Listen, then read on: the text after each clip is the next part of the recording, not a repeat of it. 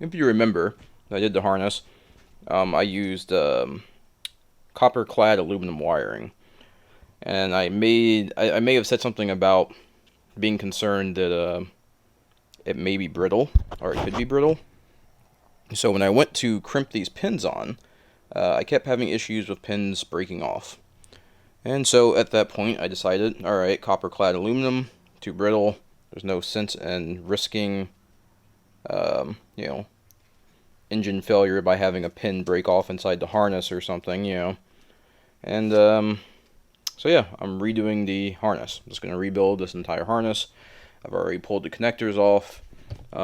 Luckily this time it should be quicker because, no, of course I get ash on my schematic. It should be quicker because I went ahead and I measured the current harness since I know that fits, and went ahead and drew it out full size on a big old piece of paper. Kind of rough schematic. Don't really have actual colors, just kind of representative colors for power, ground, signal return, 5 volt, 12 volt, that kind of stuff, but no specific colors, but good enough for, just kind of getting it done. So in the end, I should have a better product when I'm done. It's just annoying that I have to go through the process of redoing the harness. I should have did it right the first time. So this aluminum copper-clad wiring is good for some stuff. Probably not great for this type of thing. Plus you have to upsize it. It's 16 gauge when I should only have to use like 20 gauge. Actually, this is 18 gauge. Yeah. So it's 18 gauge when I should only have to use like 20 gauge. And even though it's 18 gauge, the insulation is kind of thick on it. So I went ahead and I bought some actual mil-spec wires, leads, flying leads. So this is all 18 gauge and 16 gauge, multiple colors. I got enough to do everything its own specific color. Hopefully I got enough. I only got like 10 feet in some colors, but also there's a shortage of this stuff right now too. Apparently you can only order 25 feet at a time, so I'm gonna do a quick little lay this out and see if I have enough. Then all my pins I had to order for all my connectors. So it's a good thing to save those emails. And one of the great things about companies like this, like first I'll mention Corsa well, their sticker is apparently unfortunately damaged. Get that. Yep, and then there's a sticker on that. Anyways, Corsa is who I ordered these connectors and these pins from.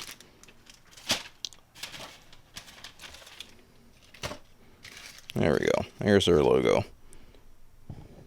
Sorry, Corsa is their name. Corsa. So check out their website. They've got all these OEM connectors and stuff like that. Great site. Find it all in one place. So, and this wire is from mil-spec wiring. You can kind of, sort of, maybe see their address. I'll put it in the thing. Yeah, I might not. It's not like they gave me a deal or anything on this, but hey, maybe the next batch they might give me a deal. So anyways, I ordered all this from mil-spec wiring. It's fairly expensive. This right here that you're looking at is about $170 worth of wire. Well, $120. I paid for 2-day shipping, so to get it here quicker. But anyways, yeah, so this is, like I said, it's mil-spec wiring. It's a PTEF, PFTEF, whatever the hell it's called. The special insulation that's made to put up with extreme temperatures and oil and all that type of stuff. So it's good enough for aerospace. It's good enough for a 93 Ford Escort. So that's what I decided to go with. Decided not to skimp this time. Just do it right. If you've ever looked at pre-assembled harnesses and stuff, especially like the mil-spec ones, even though mil-spec isn't really. But anyways, if you look at the pre-assembled wiring harnesses and wonder why they cost like $300, $400, $500 and stuff like that, like I said, this is just the wiring, $170. Figure about $50 for the connectors and stuff. And then the rest of what you're paying for is someone's knowledge and expertise and time to assemble it. So it's kind of worth it, honestly. If someone made a ready-to-go harness for this vehicle, well, someone does. I know someone that would make me a harness, but it's October. It's peak race season. He's real busy. He doesn't have the time. But in the future, if I ever have to do this again, I'll probably just pay Carlos to do it because, like, he can knock this out in like a night and be done with it. So, but anyways, I'm gonna go ahead and lay out some of these wires just to make sure I have enough to do a complete loom, and yeah. Like, so another thing I decided I'm gonna do is like last time with the harness, like anything that had power, I decided I was gonna run through the connector. So like each injector had a power pin that would have ran through the connector, and I was like, I felt like that would have been better for the sake of like being able to fuse everything and blah blah blah. But this time I'm just gonna have a thicker power wire. I have like 3 powers that'll come in and a couple of grounds that'll come in on thicker gauge wire, and then I'll splice all those circuits together to that one wire so that there's less wires at the connector. Because, like I said, the way I did it before, all these red wires, you know, this could be like 2 wires, honestly. It doesn't need to be that many wires, and same with the grounds and stuff like that. There's just no need to go that extreme, so...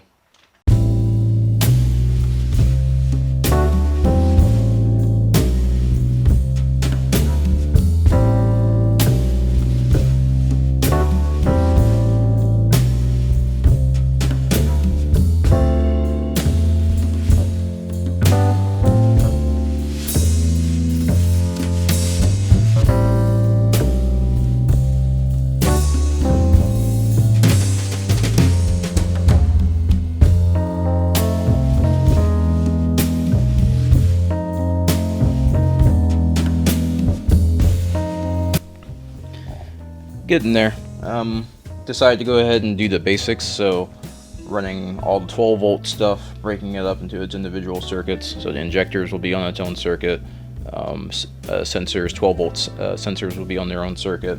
Then there will be a 5 volt lead for the other sensors that are 5 volt. Then all my grounds, and then all my sensor grounds, all that stuff, and then injector driver, ignition drivers, signal returns, all that type of stuff. So, yeah, this is actually pretty pleasing. I like this. Alright guys, so we have a mostly completed harness. Well, at least all the leads are done. Currently at work right now, which is why, you know, the copper table and whatnot, we're not in my sloppy garage, we're in my sloppy laboratory. So anyways, all the leads are ran out, everything's labeled. So next thing I need to do is clean up this tail end here, add all my power ground and all that stuff, and then clean this up, and we'll have pretty much a done harness. So I'm gonna go pack this up, head home, and I guess update you on the next process, or the next step in the process.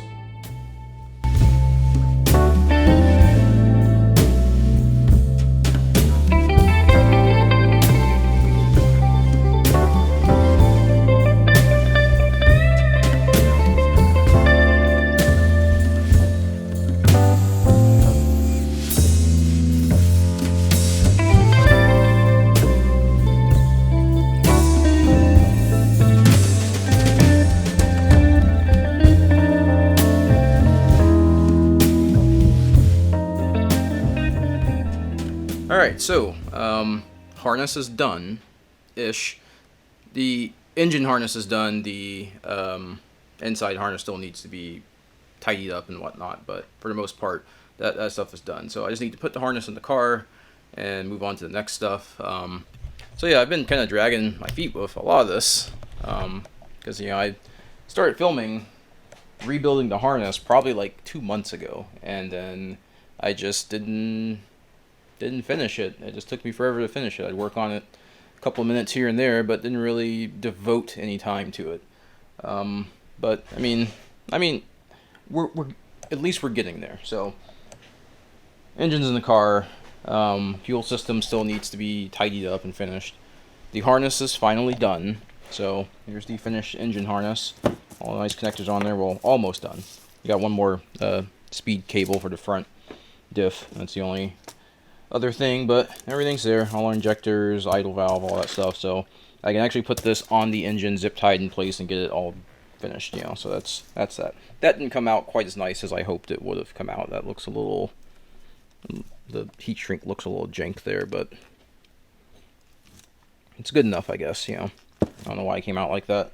This is the inside harness. So like I said, I'm upgrading to a Fueltech 550. So there's a A and B harness. The A harness is the exact same as the 450. So if you buy a 550 and you have an A, you can essentially just plug this in, with the exception of if you're running a idle valve off of one of the blue inputs, that has to be switched to a yellow input on the B harness. That's about the only real difference. But yeah, pretty much. Here's the whole harness. And it's funny because I bought it for all these extra. Did I mention that there's a hurricane coming towards us right now? And I'm pretty sure a transformer just exploded somewhere. I should probably go check that out. You know, sounded like it was in my backyard. Bit sketch. So, waiting for my heart rate to go down just a little bit. Okay, what was I saying?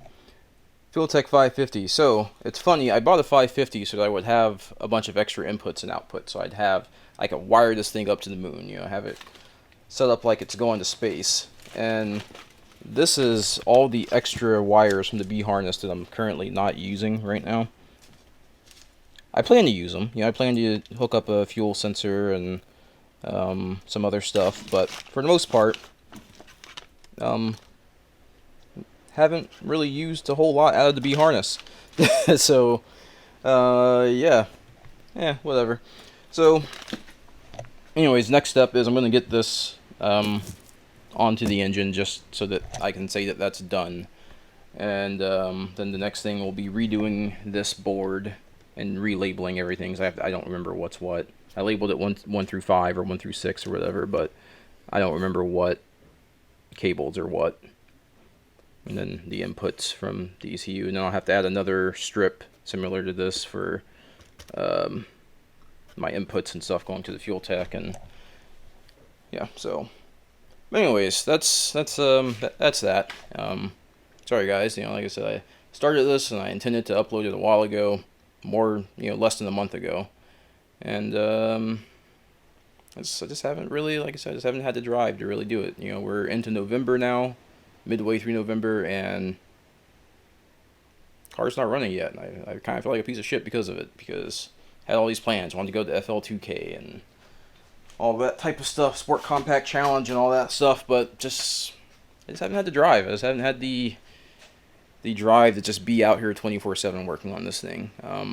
And I need to get back into it. So anyways, I think once the engine harness is done, I had some other plans I wanted to do. Like I wanted to repaint the interior, and yeah. So I don't remember what I was just saying. Anyways, there's a bunch of stuff I want to do to the car, but I just haven't really. My goal is to get it wired up and start the engine. I think once I hear the thing run, I'll be a lot more motivated to just get the thing back and track ready and hopefully make a pass before January. That's my goal. I want to make a pass before January. That's it. So, anyways, we're going to end this video here. And, got my little co-pilot here. Anyways, this is, Thunder. His full name is Thunder Bartholomew Chewbacca. Sir Thunder Bartholomew Chewbacca is his full name, but, you know, we just call him Thunder. We like to keep it casual around here. So yeah. Little guy. Got him a few months ago. It's about 6 months old, 5 months old. I don't know. But he won't get much bigger than that. Ooh. Hi. He's probably all fed up. Brought him out here in the garage so that he wasn't inside by himself all night. So take him inside and let him do his stuff. But anyways, yeah, we're going to go ahead and end this video here.